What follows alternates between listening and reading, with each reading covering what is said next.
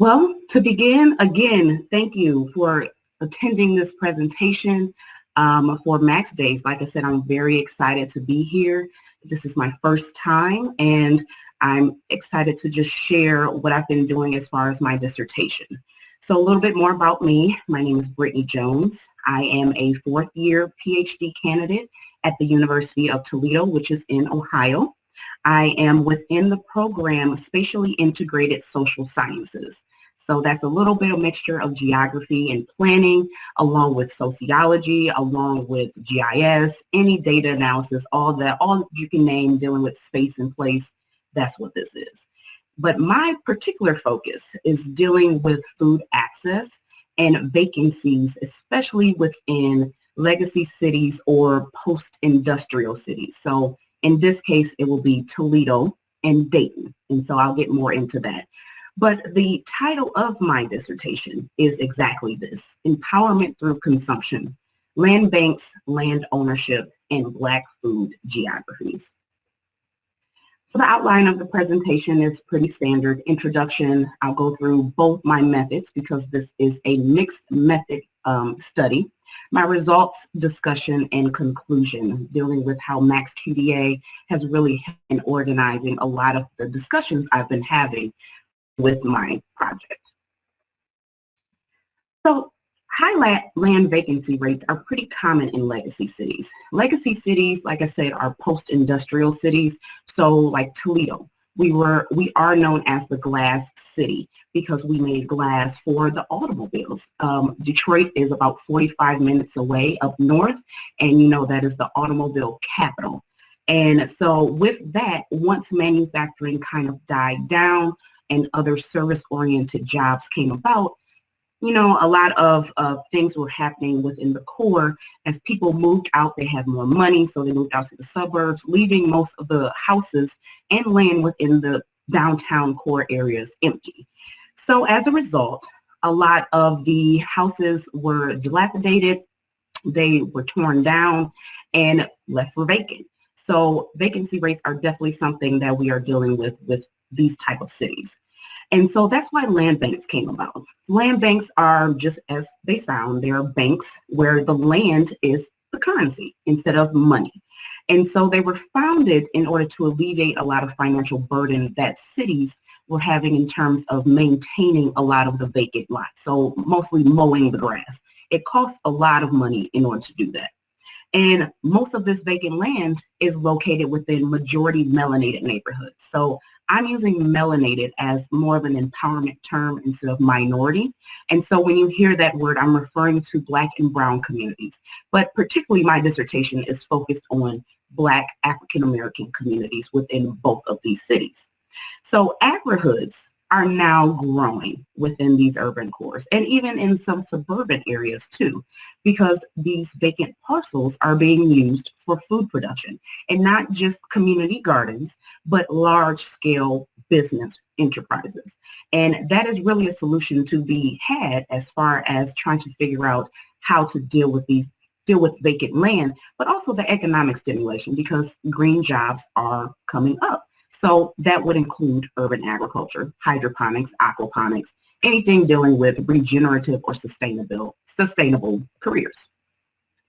And also to give you more of a geographical aspect, because my background is geography and planning. So as I said, it's more of an in-depth mixed methods analysis of 2 Ohio cities. So you see Toledo up north, that is where I'm from, and that's where I currently live at. And they are connected, both Toledo and Dayton, by Highway I-75. So I-75 goes all the way up Michigan, all the way down to, I believe, Florida. So it's a very long stretch of highway. And both of them have land banks. The reason why I chose both of these cities are because not only is it a geographical difference because Toledo is more north versus Dayton is south, but because they were both part of the Great Migration. Once slavery ended, emancipation came about, more Black African Americans went up north to find jobs. So some stopped in Dayton while others continued to travel up to Toledo, all the way up to Detroit and even further. But these differences are key because it also tells about the relationship with agriculture, especially as it pertains to the African American culture. So this focuses on the growth of urban agriculture endeavors, particularly the interest of Black farmers that are growing within these areas, mostly as a solution to, like I said, food access, food quality, but also empowerment, because self-reliance is very important, especially with what happened with COVID and how if you didn't have a car, you wouldn't have been able to get any sort of food because of that. So as I said, my qualitative, it's definitely dealing with interviews. So I did a researcher design interview guide, 6 questions, semi-structured interviews, just conversation one-on-one with about total over both cities, 54 people. So some of these interviews had more than one. So some of them were 2. So this number is higher, but a total of 54 interviews took place over October 2020 to February of 2021. So the virtual web conferencing platform that I used was WebEx. Of course, because of the face-to-face, this was at the beginning and in the middle of COVID, so a lot of face-to-face research was cut back. Thus why a lot of the virtual platforms popped up as a way in order to do these interviews. So WebEx is one that was through my university, and it worked perfectly because not only did it capture a lot of the emotion, a lot of just anything that you could get from a one-on-one, it also transcribes. So that cut out a lot of work in the end, even though you would have to go back and edit, but it alleviated that whole step and once you were done with the interview. So once that was complete, the video and transcription was entered into MAXQDA. Hi, Brittany, I'm so sorry to interrupt you. Your presentation is so interesting, but we cannot see them. Like we are not able to see the presentation. Maybe you should go into the presentation mode. Yeah, okay, perfect. You can see it now? Okay. We can see it now. We only saw the first slide, and I know it's very interesting, so it would be a shame if we cannot see it. Okay. Okay, I'm leaving. Let me see. And can you see that? Yeah, we can see it. Okay, perfect. Okay, I'm so sorry about that. I'm sorry for interrupting. Okay, bye-bye. Oh, no problem. I was worried what was going on, but thank you for letting me know. But so back to the original slide. So here's the picture in which I was talking about as far as what an agri-hood would look like. So that is mostly, like I said, taking place within the core because the vacant land is now being used for food production, if allowed, because a lot of these cities are now trying to get more policy involved when it comes to using land for food production. So a lot of the zoning are being changed, a lot of policy as far as what is allowed. So as of right now, it's mostly just growing, but you could see a little bit more like chicken ordinances, not necessarily cows, but at least the chickens, goats are allowed in some cities. But like I said, land banks were founded in order to alleviate a lot of the high vacancy rates. And mostly it was a financial burden. And with that, they have, so usually cities have 2 entities, whether it's the city itself that owns vacant land or the actual land bank that owns vacant land. In this case, the land bank is a nonprofit, so they can wipe out a lot of tax foreclosures, any liens that were placed upon the property, and they decide who can get the basically in use of these land parcels. So in this case, we're trying to see if urban agriculture would be part of that. But like I said, policy has to be in place in order for that to happen. And of course, this is particularly important because most of the vacant land, like I said, is located within a majority melanated neighborhoods. So like I said, melanated is a term that I'm using instead of minority as far as an empowerment term, because that is very important in research and how people interpret various descriptors of groups. So I'm definitely focusing on Black and African American communities within both Toledo and Dayton. And to give a little bit more in depth as far as geographical aspect, Toledo is more up north. I am from Toledo and I currently live there right now. And Dayton is more down south. The thing that I really wanted to really wanted to focus on is that both Toledo and Dayton were cities where the Great Migration, a lot of the migrants came to both of these in order to get better jobs. So the migrants in this case would be enslaved people from the South just trying to get manufacturing jobs and a better way of life. So as they traveled up north, some stopped in Dayton and some stopped in Toledo. And what is particularly important is because the geographical position of both of these really determines the relationship with agriculture, particularly Black descendant agriculture. With that history and relationship with slavery, it's kind of a very rocky relationship to get back into. So with that difference, I wanted to pinpoint, is there a feeling that where you're living up north, you'll be more prone to not be in agriculture? Or are you more prone to do that because there's not a lot of agricultural areas surrounding the city? And that is also talking about food access and food quality as well.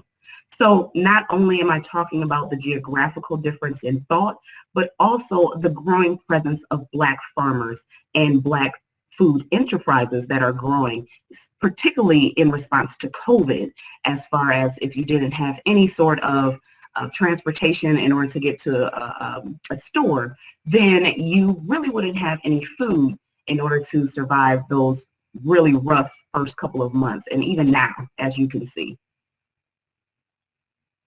So as I mentioned before, this is a mixed method study. I did a researcher design interview guide, 6 questions, very semi-structured interviews, and a conversation base. So it's total 54, but in some of those interviews, it was 2 people that really added insight, mostly government officials, mostly nonprofit entities that were in this sort of situation.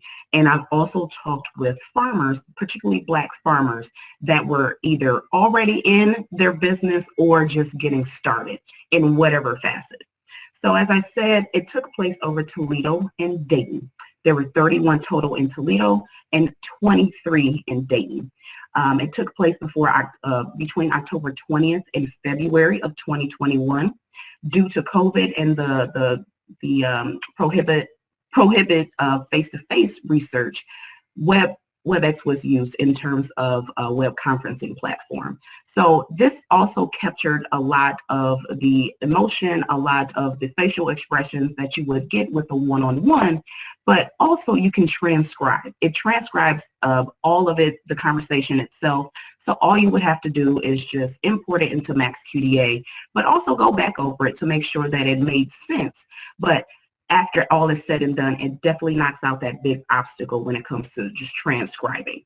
So both the video and the transcription was entered into MAXQDA for analysis.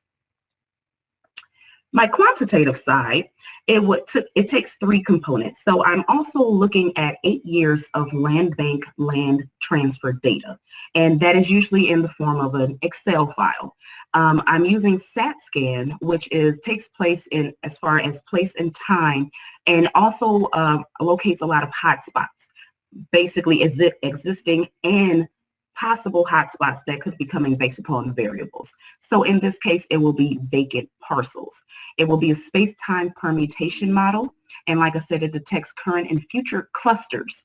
So it's certain variables that can really give warning when, or maybe in a neighborhood could be at risk of more teardowns between the years of 2010 and 2018. All that is needed for this particular model, though, is just 2 Excel files, a case file, or in this case, the number of vacant parcels within census tracts, and the coordinate file of where these vacant lands are located. So it will be the address, geocode, batch, geocode, and that basically was it. So in terms of Toledo, there are over 5,000 vacant parcels, and Dayton, I still have to do more of the counting, but it should be about the same, especially considering the size of both of the cities.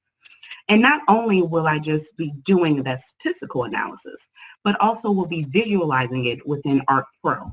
And with this, with StatScan, it actually formulates a shapefile to put into ArcPro that shows exactly where these hotspots are happening. And I can also do spatial analysis with it as well, such as Morgan's Eye or Geddes G, anything of that nature, even 3D modeling, especially with ArcPro at this point. With GeoDa, this is where I come with the variables, and if there's possible correlation between some socio-demographic and economic variables and the vacant land parcels. Again, it takes the shapefile as well as your census data. I'm using census data in order to make those relationships and do statistical analysis to see if there is possible correlation between whatever variable. And I've done this before in a past project, and it came out pretty interesting as far as what definitely pokes out as far as early indicators of vacant parcels, mainly race, income, and of course home ownership were ones that definitely stood out. So I'm early in my results in my analysis. So tentative insights from my interviews is that there's great interest in urban agriculture. And in fact, a lot of people are taking up gardening or called urban homesteading as a way to, again, as a response to COVID. And also the land bank, the purpose is usually unknown or very basic. You know, land banks are just there. Their purpose is to bring community development and revitalization. Usually it's in the form of tear downs and repurposing, but most people really don't know the actual reason for a land bank. And also the concept of urban agriculture is misunderstood. Really with scale, like I said, I mentioned that early garden, like community gardens, are not the same as urban agriculture, but it's often grouped together because of that. But urban agriculture is a larger scale, not like traditional farming, but it can be about 3 acres, an acre, 2 acres within a residential area. And of course, the application. Many are scared as far as noise, pollution, pesticides, but there are sustainable ways in order to actually apply urban agriculture within these said cities if the plan is solid and everybody is on the same accord. So as I said, I'm in the early stages, and of course the first run through of coding, this is usually where we would have to have those foundational aspects. And one way to do this, before I even went in to do line by line coding, which is a big mistake as I read, is to do a word cloud, to do a comparison between the 2 groups and 2 cities and what really stood out because of that. So with the word cloud, automatically it points out that people, community, urban, food, agriculture are ones that I can use as parent codes in order to break down into even more subcodes and detailed codes. And also, it was the same with Dayton. About the same foundational codes were found within these interviews. And so what I'm going to do is just use these and, like I said, put more subcodes and break down as I go through these interviews to see what people are they talking about? What does community mean? What does urban mean? And really pinpoint and get an understanding of what the local thought process of what urban agriculture and growing your food really means within these 2 cities. And not just the geographical difference, but also those who are actually doing the work, aka the Black farmers and urban growers, versus those who put in policy, aka the government officials, nonprofits, or any other extension services, or any other entities that really deal with the overall aspect of food production within the city. So, like I said, video interviews added an emotional layer. Instead of just having transcripts, you were able to go back and use transcription mode within MAXQDA in order to really capture those emotional points, the inflection in voices, and anything of that caliber to really add some context to your discussion. Now, it was suggested that I store video files and external files because it would take up a lot of space. And all that I would really need are transcripts, especially to do a lot of the analysis, the visual tools, the document comparison. I would just need the transcription instead of the video. But the video, once I'm done editing all of the transcriptions, I will store that away in an effort to really just focus on the transcripts and to free up some space as well. Of course, you saw that the word cloud was very useful in just the first round of coding. Before I even started using codes, I just did the word cloud. And that helped to pinpoint a lot of what can be potential foundational codes of what I would use within my final write-up and analysis. And like I said, to utilize majority of the visual codes and statistical analysis tools, I would have to have this transcript stand alone in order to, in the document system, and of course code it because I can do a code comparison. But I would have to have that separated in order to really take hold of MAXQDA's capabilities. So in conclusion, video transcription is definitely something different. It was a new experience for me, but with MAXQDA, it definitely helped me organize and also keep track of where I was at when it came to actual transcription and editing modes. And the visual tools definitely help with that first run through of coding. Even though I'm at the beginning, I'm already able to grasp a lot of things that I can look out for, especially considering the word cloud and those key words that stuck out. So now my job is to figure out, okay, what specifically are they talking about within these categories? But MAXQDA definitely helped in honing in on those types of aspects and really help just sharpen a lot of how I'm going to approach my qualitative way in analysis. So moving forward, I plan on doing in vivo coding as well in order to expand upon what I may be missing or just get concepts out of what the participants were saying, and exploratory coding because I'm still trying to figure out what is the thought, what can I compare between these two cities and what is needed. What is it similarities or differences that are needed between the growers, between the government officials, the nonprofits? What are they thinking and how do they visualize urban food production within these areas? And that would also be used for the second round because of course, you have to go through it multiple times, but the second round will definitely be more in depth. And that is the end of my presentation. I thank you very, very much for dealing with, I didn't know it had froze, but I hope you enjoyed that and received a lot of information. I'm very excited to be here and for just this opportunity as well.